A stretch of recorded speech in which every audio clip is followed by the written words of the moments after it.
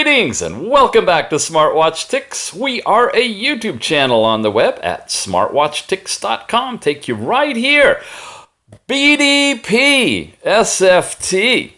That's right. I'm going to tell you what that means in a minute after I let you know that we are looking at an Android standalone smartwatch phone in this box.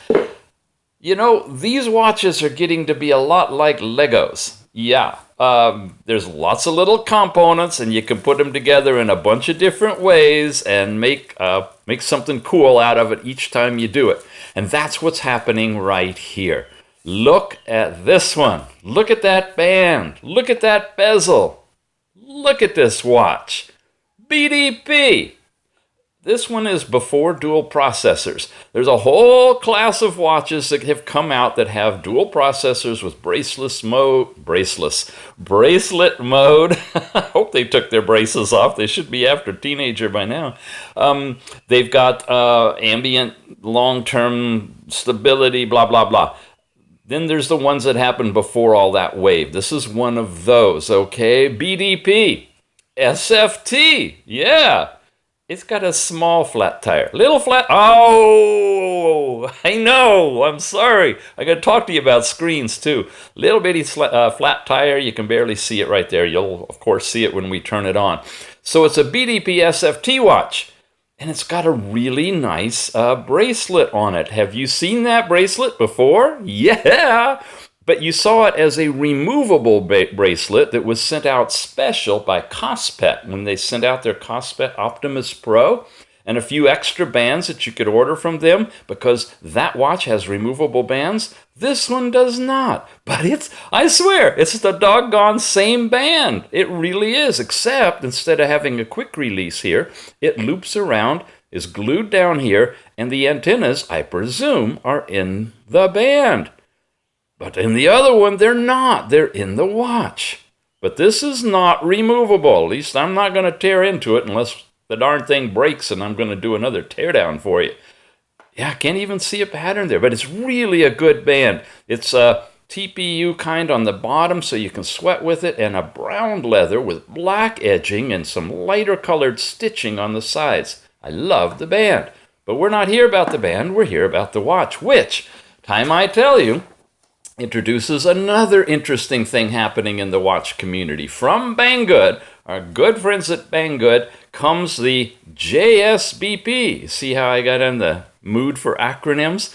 I had no idea, never seen it before, but it's starting to show a wave of smaller watch companies that seem to be getting into the market of custom ordering little bitty different shades of gray in these watches that are all standardized from the factory, branding them themselves and putting them out on the market in limited quantities unless they catch on and then get a bigger run.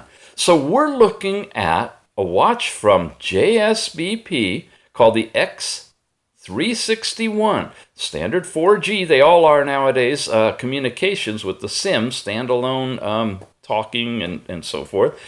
But this one's got 3 gigabytes plus 32 gigabytes. That's 3 gigabytes of RAM and 32 gigabytes of storage. I'm going to talk about that in relation to some other ones in a moment, with a 1.61-inch LCD touch panel screen.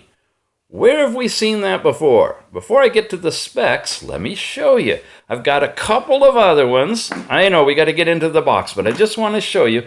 The original we reviewed with this kind of a screen was the Thor 4 Pro. There, you see the flat tire? No, you don't, because I've got a really cool watch face on here that hides it. The top's got a little bit, the bottom's got a little bit. It's a nice one. Here, the brand new JANUS. Yeah, we just reviewed this too with the dual camera, front-facing side one. Flat tire, that's my little special Mr. Ticks screen that one of our developers made up for us. Thank you, Andrew. Great. Anyway, the screen is exactly the same diameter, same really edge-to-edge bezel with that real nice look to it, and they all have this little bitty flat tire. So this is a standardized screen size It comes in one flavor only, and that's with this kind of a design. So if you want a 1.6-inch edge-to-edge screen, no matter what you're looking at, you're going to live with that little bitty flat tire. And I say it's a small flat tire because it really is. It's more like a tire out of air a little bit than totally flat. It really doesn't obscure the screen all that much. Back to today's watch then. $143.99. Check for a coupon discount on that even. That's a really good price for a 3 gigabyte plus 32 gigabyte smartwatch with a 1.6-inch screen. Really nice. In terms of specs, this is what it's got going for it. And there's nothing really revolutionary new here. A reminder that it's a 320 by 320 pixel screen, not 400 by 400. It's not AMOLED, and it's not going to have the ambient screen display. Not going to have Bluetooth calling. All of these watches I've been showing, the Android 7 watches, do not have that or support it, but it does have SIM calling. Again, 3 and 32, nano SIM. It's got all these different things inside of it. IP67 waterproof, that's for washing hands, but not for swimming, they claim. I wouldn't really dunk it in water, especially with that statement that they're putting out there. And all the rest of the stuff, heart rate monitor, all of that is in there as well. So to keep moving, inside the box, we've got an interesting charger. Huh. Ha-ha. Wow. Really? Okay. I'm really confused now, folks. Hello. Threw me off mine. Here's a Lego that doesn't belong in this box. A USB connector. They're normally 4 pins. The inner 2 are used for data transfer. This has just the charging pins. Wow. Well, okay. Let's move on. I may have some comments once I can actually conceptualize what the heck this means. I've never seen this connector before. Always have 4 pins there. But it's magnetic. It's almost strong enough to hold it, and it works good. Okay, the user's manual that's inside the box is in English version 1, and page through that, freeze frame it if you want to read it more detail. There it talks about the charging cable, but not in detail. Power button, camera. Aha! I want to show you something. See the back button there? See the side here? That's what threw me initially, because the Thor 4 on its side has a back button. This new one, the X361, looks physically the same, but without that bottom button. Yet the manual refers to a back button. So here's what I'm talking about. You get these kind of customized watches in limited quantities resold by different companies, small little companies that are starting to emerge in China. And they grab the generic manual and put it in there. There's a 4-pin connector. Can you see that? Okay. So this manual has not been customized to this watch by any means, but it does follow the generic process that all these Legos go through to become a watch. It uses the YWatch 2 app. We've got a whole video on how you scan the QR code, how you point it, your watch, your phone at this QR code to get it to tether, and on and on and on. That's covered briefly in here, and a little bit of look at the app itself and how you can push different faces to the watch if you want to. And a mobile phone assistant. That's all of the stuff for, the tethering that you can do between the app. The truth is that app is not all that good for any of these watches. And the day that they really improve the app, there's going to be 50 different watches that'll all of a sudden instantly be updated with the functionality as well. So we keep waiting for a better release of the YWatch 2 app to improve the quality of all of these Android watches. I'm at a loss. I really don't understand. I'm going to have to ask them about that. But I'm pretty sure that a regular 4-pin connector with the 2 data pins will work perfectly with this watch and be able to transfer from the computer if you want to sideload apps or put in watch faces. That's a disappointment. Anyway, we're going to move on. Let me clear everything out and charge it up for you. Pressing the power button, and there is only one button, we get Android popping up here. Some of the watches, will boot up into their logo before it continues, or you get a big balloon on the screen, which this one may go into, or you get the word Android. These are kind of just generic firmware that go with it. It's got its boot up sound, little colorful stuff going on, again running Android, and then it's going to come into its first watch face. Check out the bezel. It's got kind of little depressions on the side, which are really cool. Yeah, look at that one, huh? No, it's not stock. It's one of Mr. Tick's downloaded custom watch faces. Go over to fullandroidwatch.com and check out all the available watch faces over there. They're really amazing. I love that one. That's we'll get into watch faces here shortly too. Okay, on the back, same thing. You pry that up. You can get your SIM card in. Connector. Pretty much waterproof because of how well they've redesigned the back to seal up the part where the wires kind of come out and go into the band itself. And I'm very impressed that they are now giving us some options in the bands. Even though they are non-removable, you can indeed choose an elegant brown band to go with your smartwatch, as long as you're getting the X361.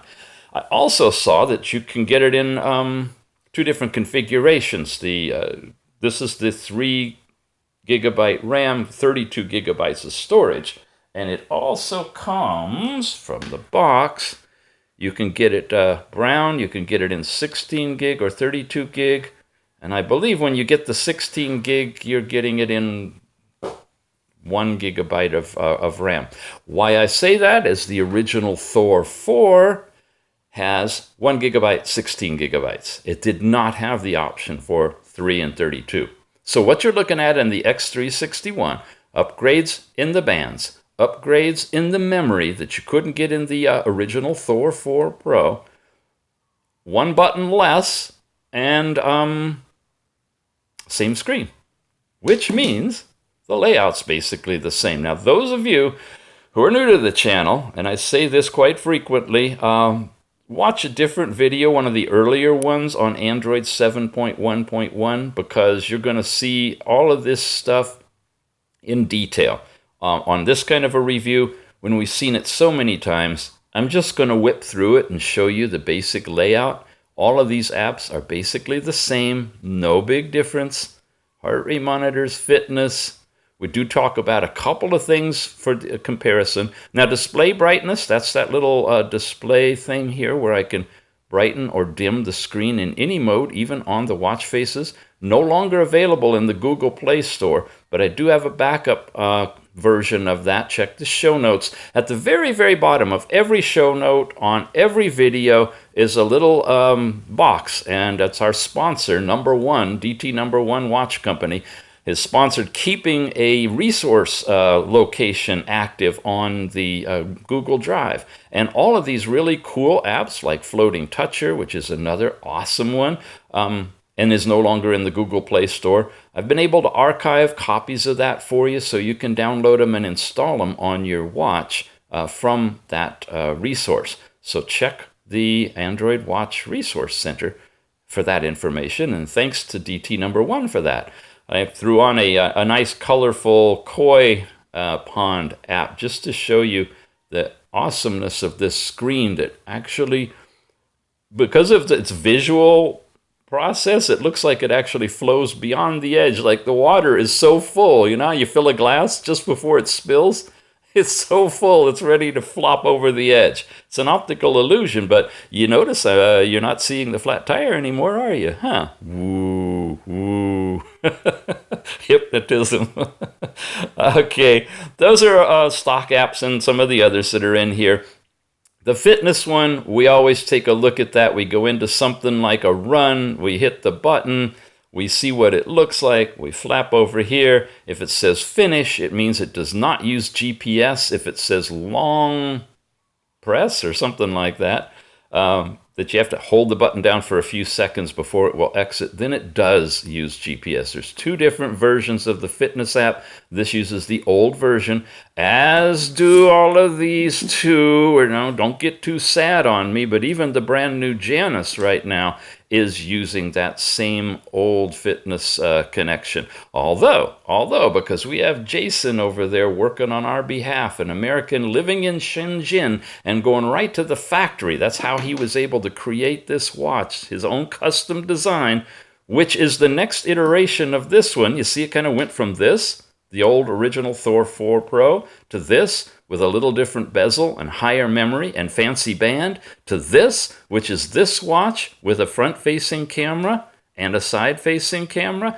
The evolution is great, and the options are great too, because now you've got all kinds of choices if you like this larger edge-to-edge screen, and you can live with that little flat tire, small flat tire, SFT at the bottom. Okay, I'm distracted. We looked at the fitness, and so we found out that that doesn't work on this one either for GPS integration yet. Once it's set up for this one, hopefully it will propagate through firmware updates to all kinds of watches, and we won't be talking about it anymore. Really. Step count is all in here too. That's typical on all of these, your month or weekly average, and then your daily one. Notifications are on the side, app drawer, fitness stuff, all that's the same. Now, how about the watch faces? Let's show you the generic ones on here. I'm gonna have to go way back through a bunch of my custom ones that I've installed to test it out. You ask, how did I install them if that charging pin only had 2 connectors? Well, I have a generic cable. I don't use the same cable from every watch out of the box. I usually toss them back in the box when I'm done. So I have a generic 4-pin connector that works magnetically on all of these watches sitting over there, and I just simply plugged it in and transferred all my the apps I wanted to install as well as the watch faces over to it, and it worked fine because it's set up exactly like these. The problem is this is shipping to you with a 2-pin connector. That's not good. If you want to be doing anything with transferring stuff from a computer, order a spare 4-pin connector, okay? That's my advice to you when you put an order in for this thing. These are the generic ones that comes with it. And they're fairly well set to not show the flat tire that much. See what I mean? You can kind of get away with it. Yeah, it's masking it, but yeah, it's not really there that much. But, it's not like important data that goes down there. There's some other watches with much bigger flat tire on them that if it has like your heart rate right down there, it's not readable at all. And those are a challenge to work with. Okay, now we're getting into some of the custom faces too. And you can see how it's cut off on this particular face, and it's just not working well. So you have to be choosy about the faces you put on these watches with that little flat tire on them. Okay, how about weight and size? I've been curious about that since these are all in the same class. I've got my scale right here, which, again, I apologize, it always washes out because it's so bright. I got to get one with just a regular analog, not backlit screen. But I can read it to you. Here is this brand new X361 coming in at 78.6 grams. The original Thor Pro, 72.2 grams. So either the band weighs more or the bits weigh more in the 32 gigabyte chip than the 16 gigabyte one. And the JANUS with the extra case, the extra camera, and all of that stuff is 79.4 grams. That's overall weight. And then our calipers. Yes! From Amazon. Somebody asked me about these. There's a link I put out there. So if you're curious, let me know, and I'll put the link on for you too. We come in here and zero it. You can change it to millimeters or inches or whatever. And on the original Thor 4 Pro. The thickness is kind of what we're all concerned about. 17.5, let's call it 17.5. That was the Thor 4. The JANUS, the brand new JANUS. And getting it in there. A little bit larger, about 1 millimeter bigger, 18.5, let's say, 18.5, 17.5, 18.5. And now today's watch is 17.5. So it's the same watch as this with a little bit different bezel, missing a button that's on the side, band upgrade, memory upgrade, and there you have it. Wow. Okay, by way of summary, I can't believe we covered it all. Yeah, I know, I didn't go into the settings, and I didn't show you all of that stuff, and the switches, and but believe me, it's all the same. Watch the review on the Thor 4 Pro and the JANUS to get a better feel for it, because it's the same basic watch with the same kind of screen. Just a few differences that we just pointed out to you. It's available through Banggood. It really is. From JSBP is the name of the company, bringing us the X361. And the saving grace in all of this, too, is you're getting a really good price at a memory upgrade. So if you don't need the front-facing camera, although it's only $150 for the JANUS right now, so yeah, if you want to shave off a few dollars and don't need front-facing camera or the extra button down there, just want to have a one-button watch with the brown band, then this is the way to go. Okay? And we do appreciate you using the links that we provide you, because that's how we're able to get these in here to review in the first place, is if you guys click on the links to buy them. And if you're a watch collector like me, you're going to want that in your history file. Yeah. Okay. We'll see you again soon. Thanks for watching and thanks for subscribing. We're trying to hit 100,000, believe it or not, 100,000 people watching this channel. That's amazing. Thanks to each and every one of you for being here.